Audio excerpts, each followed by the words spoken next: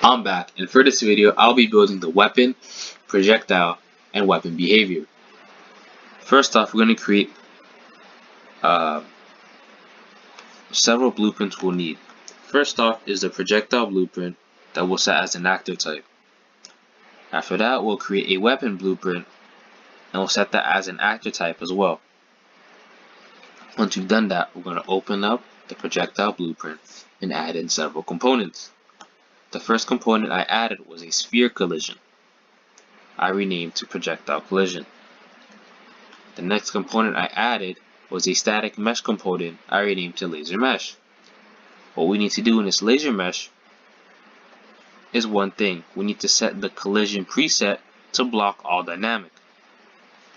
Once we've done that, you'll need to align the laser mesh to the projectile collider.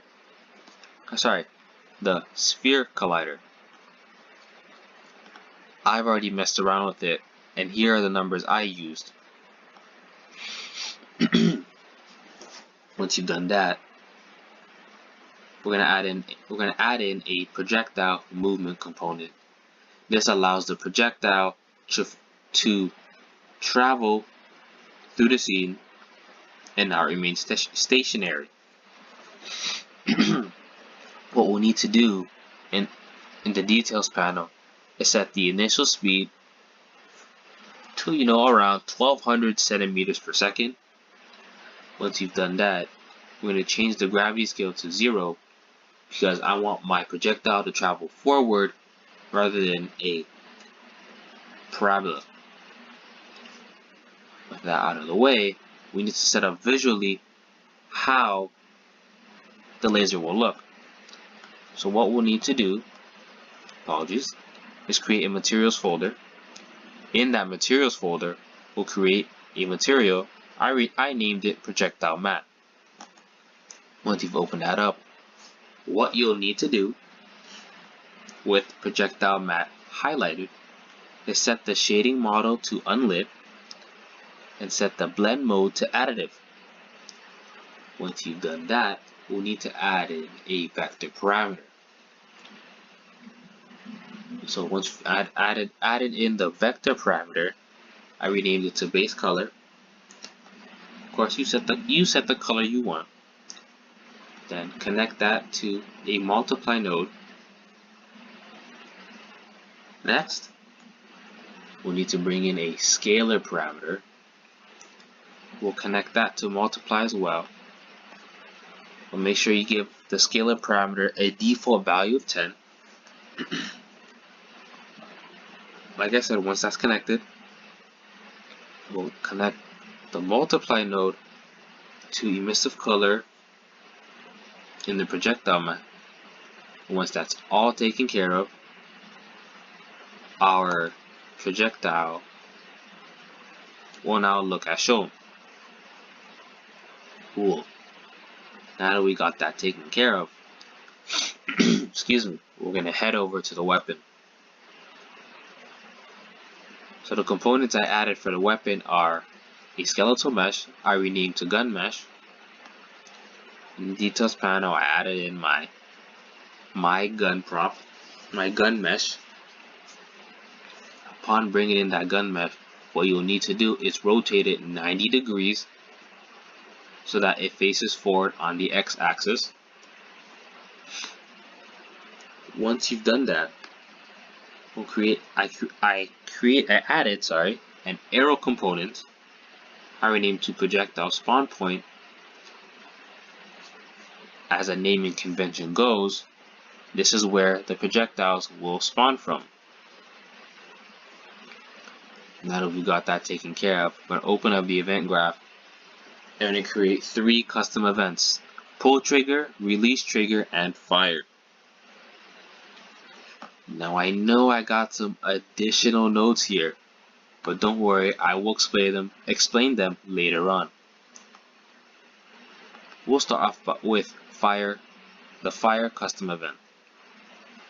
From the fire custom event, we're going to drag and type in spawn active projectile. Now you want to make sure in the class that you choose your projectile, or nothing will be spawned in. Once you've done that, we're going to drag and drop the projectile spawn component, the projectile spawn point into our event graph. We're going to get world transform, and then connect the return value to spawn transform. And so this has set up our fire function that we'll add soon. In the pull trigger custom event, the first thing I did was brought in a do once node. Do once, as the name shows, you do it once.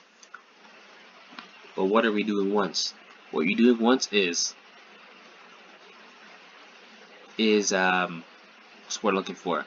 What you're doing once is pulling the trigger, essentially. Meaning once you pull the trigger, that's completed, and when it's completed, we'll bring in the fire function. And with the fire function, I brought in the set timer, a set timer by function name, meaning I want this to loop. Like any other gun, you hold the trigger, it will fire it, so A, infinitely, forever, or B, when your ammo runs out. So I made sure to set the function name as fire, as that it's connected to, turned on looping, and then from the time, I dragged and dropped a float, the float divided by float, the bottom value, got promoted to a variable that I renamed to rounds per second, and in rounds per second, this allows me to set how many rounds I fire. Once we've got that taken care of, we're going to handle the release trigger custom event. Now the release trigger custom event, I'll drag and drop to get the clear timer by function name. What this does is it will stop my loop. At first it doesn't make sense. How can this stop the loop? What I'll be doing is I'll be connecting it to the reset in do once. Meaning once the player's right thumbstick comes back into a neutral position, that will call release trigger, and so the fire function will be reset. And so I'll make sure to set the function name fire, because that's what it's calling. I release trigger, I'm letting the fire function know not to continue. Once we've done that, we'll need to add the weapon into our level for testing. What we'll need to do in our hero character is add in another arrow component. This arrow component will be renamed to gun temp. Once you bring in this arrow component, drag it over to the character model's hip, because upon bringing in this model, the character will be in a T pose. So make sure it's on their hip, just the tip of the capsule component. Once you've done that, we'll get it all set up. Again, like I said, I have some additional nodes, not to worry. So using event begin play, I'm going to drag and get the sequence node. Using this sequence, we'll start off by setting up, the weapon setup. With the weapon setup, I'm going to connect to spawn actor weapon. in spawn active weapon, we'll do the following. Set the class as weapon, because without it, what weapon will we have? Next, what you'll do is bring in this gun temp, connect it to get world transform, and then connect the return value to spawn transform. After that, we'll promote the return variable into a variable, rename the variable to weapon, and get the node attached to component.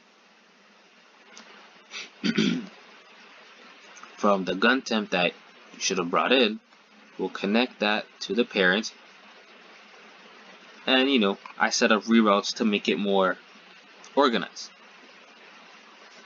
Once you've done that, we'll need to set the location rule to keep world. Of course, not to worry about this gun socket, something I will address later on. Cool, we've taken care of that. What we'll need to do is to reference the functions with the right stick. So we're going to start off by referencing the weapon that we've done earlier. Once that gets brought into the event graph, we drag over and basically call to pull trigger and release trigger. And so we'll connect the set control rotation to pull trigger. Essentially meaning this is true. If I rotate a certain direction right, I will pull the trigger. Then we'll connect false to release trigger. If I'm no longer facing that direction, meaning the right thumbstick is at a neutral position, not right to left or up to down. If the right thumbstick is neutral, I will call to the release trigger function. Once we've done that, you'll compile, make sure everything's all set.